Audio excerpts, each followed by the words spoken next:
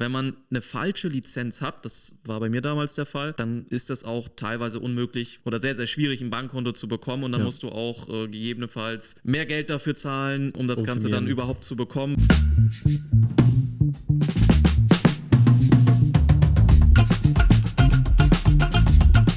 Erzählen können dir viele was zu diesem Thema, aber versprechen können es dir die wenigsten.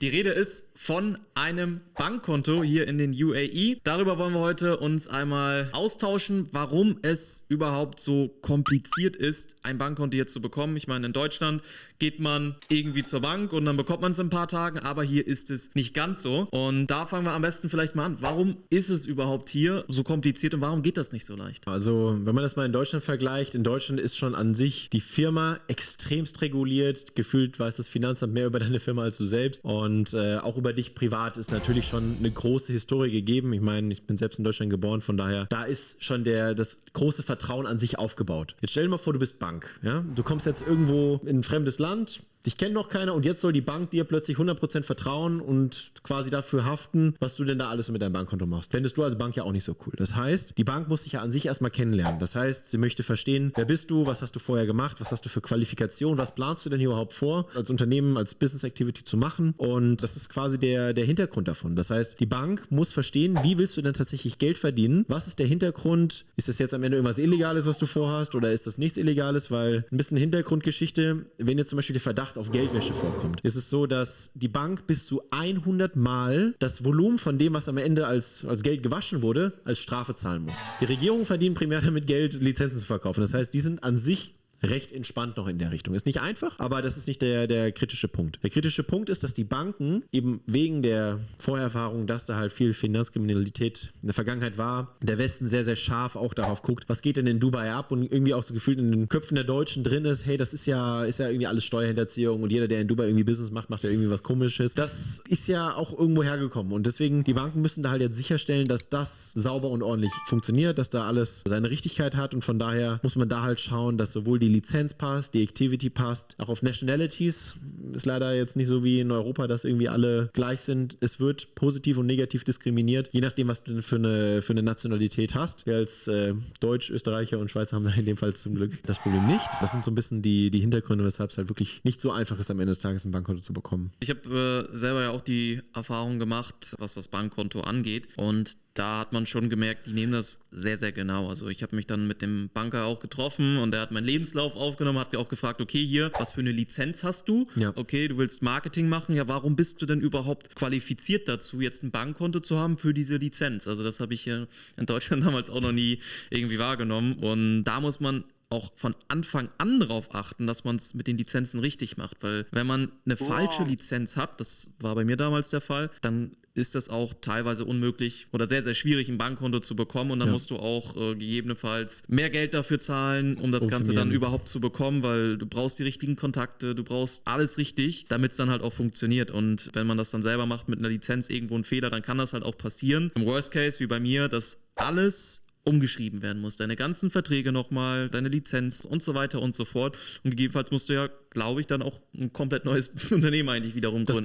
Das kann passieren. Also zum gewissen Grade kann man da Sachen reparieren. Das heißt, wenn jetzt zum Beispiel die Business Activity jetzt nicht 100%ig passt, kann man Business Activities auch ändern. Aber es gibt viele Locker-Angebote, auch von Free Zones. Da ist es dann so, du bekommst jetzt irgendwie 5 Activities, also bis zu 5 Activities im Preis mit inbegriffen. Klingt erstmal spannend und verlockend. Man zahlt der Free Zone Geld, man bekommt die Lizenz mit 5 Activities. Man denkt, super, ich habe einen geilen Deal gemacht. Ich habe super viel jetzt an Activities gemacht, was ich jetzt mit meinem Business tun kann. Gehst zur Bank und dann sagt der Banker, ja, also das ist ja eigentlich hier prädestiniert für Geldwäsche. Dafür kriegst du kein Bankkonto. Das heißt, jetzt darfst du wieder zurück zu Free Zone gehen. Die denken, haha, jetzt ist er wieder da, den kann ich wieder abrechnen und dann die Anpassung kostet natürlich auch Geld. Und um das halt eben zu verhindern, muss man sich da halt entsprechend vorher informieren oder beraten lassen. Wie kann man sicherstellen, dass das nicht passiert? Ja, es gibt jetzt erstmal die 2 Themen, Mainland oder Free Zone. Es gibt an sich auch noch Offshore, aber das wäre nochmal ein Thema für ein komplett separates Video. Das ist sehr kompliziert. Da musst du erstmal schon unterscheiden. In der Free Zone, das ist ja an sich so ein bisschen wie so ein Staat im Staat, streng genommen, also wie, oder alternativ beim Flughafen, wenn du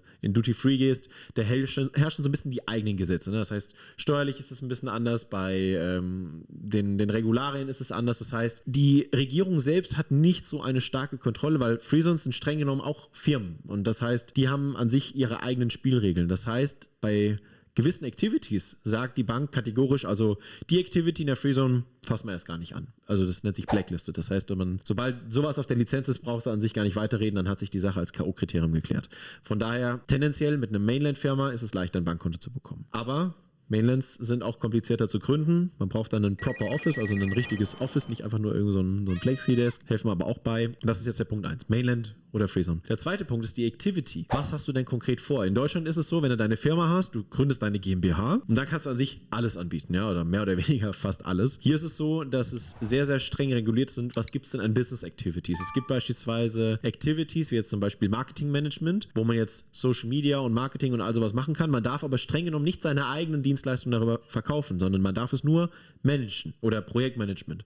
Man kann jetzt von mir aus von verschiedenen Vendoren sich die Dienstleistung einkaufen und das Ganze dann als Paket gebündelt dem Kunden liefern. Man darf dann aber beispielsweise die Erfüllung von manchen Sachen nicht selbst machen. Und das sind halt so sehr viele kleine Finessen. Kann man sich auch zum Beispiel angucken bei Dubai Economic Department oder Department of Economic Development, wie es streng genommen heißt. Dubai, DED. Kann man auf der Webseite angucken, sucht man nach Business Activities und dann sieht man ganz genau, zum Beispiel wir haben einen Corporate Service Provider als Lizenz, was darf ich denn überhaupt machen? Es gibt jetzt beispielsweise schwarze Schafe da draußen im Markt, die machen Firmengründung. Wenn man da mal genau fragt, hey, schick mir mal deine Lizenz, als Teil des Due Diligence-Prozesses ist ein seriöser Anbieter, kommt am Ende raus, ist Lifestyle-Coaching. Was hat ein Lifestyle-Coach damit zu tun, mir am Ende eine rechtlich ordentlich gegründete Firma zu gründen? An sich gar nichts. Dann gibt es grauere Fälle, Marketingmanagement, naja, streng genommen darf er es ja vermarkten. Erfüllen müsste es dann streng genommen jemand anders. Da könnte man fragen, wer ist denn der Fulfiller dahinter? Das könnte man machen. Oder Documents Clearing. Documents Clearing ist jetzt so pro forma erstmal ja augenscheinlich das Richtige, weil man denkt so, ja, es geht ja um Dokumente, das muss geklärt werden. Passt. Aber auch diese Activity ist nicht die richtige. Die einzige offizielle Lizenz ist es so, dass die Corporate Service Provider Lizenz die einzige Lizenz ist, die offiziell auch diese Verträge mit der Regierung und mit den Freezones abschließen kann, um sowas halt auch offiziell zu gründen. Weil stell dir mal vor, du hast Probleme, so wie du es jetzt hattest.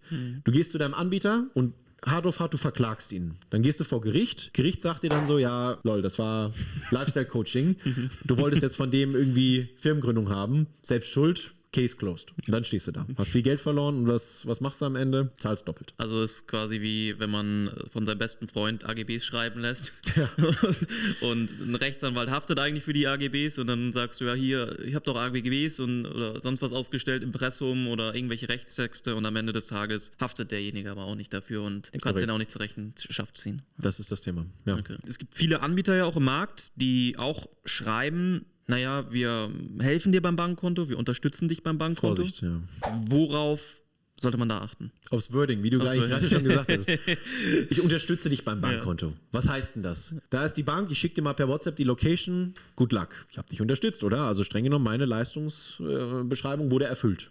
Oder nicht? Garantiere ich dir die Eröffnung eines Bankkontos, ansonsten 100% Geld zurück Garantie. Schriftlich, weil reden können sie alle. Hast du es schriftlich? Das ist ein anderes Thema. Und beim Bankkonto musst du halt wirklich darauf achten, hast du einen Anbieter, hol dir mal ein paar Referenzen ein. Frag auch mal bei Banken, wie komplex das Ganze ist mit der Lizenz. Und dann wirst du auch sehen, weil Banken ist wirklich ein heikles Thema, weil angenommen, du verbrennst dich bei einer Bank und hast jetzt da kein gutes Profil, ähnlich wie in Deutschland zum Beispiel mit der Schufa, dann kann es sein, dass du bei der Bank quasi auch auf so eine Watchlist oder so eine Blacklist kommst und im schlimmsten Fall, wenn du irgendwas angestellt hast, zum Beispiel eine illegale Lizenz oder sonstiges gemacht hast oder, was auch viele falsch machen, mit ihrem privaten Bankkonto plötzlich Business Activities machen. Leute, ich rate euch strengstens davon ab, mit eurem privaten Bankkonto irgendwie nur mal eine Rechnung oder irgendeine Business Activity entgegenzunehmen. Das kann dazu führen, dass nicht nur euer Bankkonto geschlossen wird, sondern ihr nicht nur bei der Bank geblacklistet wird, sondern am Ende auch bei der Central Bank. Das heißt, wenn ihr zum Beispiel bei Bank A Pech gehabt habt, ihr geht zu Bank B, die fragt es auch dann bei der Central Bank an, gibt euch auch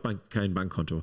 Das heißt, wenn ihr da irgendwas falsch macht beim Bankkonto, kann es nicht dazu führen, dass ihr am Ende kein privates Bankkonto mehr bekommt, sondern alle Firmen, wo ihr dann halt auch irgendwo mit auf der Lizenz steht oder wo ihr damit zu tun habt, dass die auch Probleme kommen können. Bei mir, als ich damals gegründet hatte, war auch der Fall, du musst nämlich beim Gründungsprozess und bei der Bankkontoeröffnung Referenzen angeben. Was sind denn so die Businesses, wo du planst, dass es deine Supplier sind? Wer planst du, dass deine Kunden sind? Und da hatte ich eine Agentur auch als Kunde angeschrieben und plötzlich kriege ich einen Anruf von der Bank. Ja, also wenn du den Namen hier wirklich ernst meinst, dann brauchen wir hier nicht weiterreden. Also der ist schon auf einer verdächtigen Liste. Überlegst dir nochmal, ob das wirklich dein Kunde sein soll. Da habe ich gesagt, um Gottes Willen, streich ihn von der Liste. Das war mir sehr unangenehm. Zum Glück ging es dann durch, aber es kann halt wie gesagt auch anders ausgehen. Von daher hol dir Bankberatung, lass es mit den Compliance-Managern prüfen. Zum Beispiel bei uns bei Extend ist es so, wir haben die Compliance-Manager, die vorher diese Recherche und Due Diligence am Ende auch gemacht haben, die haben wir als Berater. Ja, das heißt, wenn du jetzt zum Beispiel mit deinem Case zu uns kommst, wir prüfen das quasi schon mal vorher, so ähnlich wie bei der Fahrschule damals. Wir machen mal vorher ein bisschen Probe, gucken, ob dann alles passt und wenn es passt, dann reichen wir es offiziell ein. Das dauert gegebenenfalls 1-2 Tage länger, aber dafür bist du auf der sicheren Seite,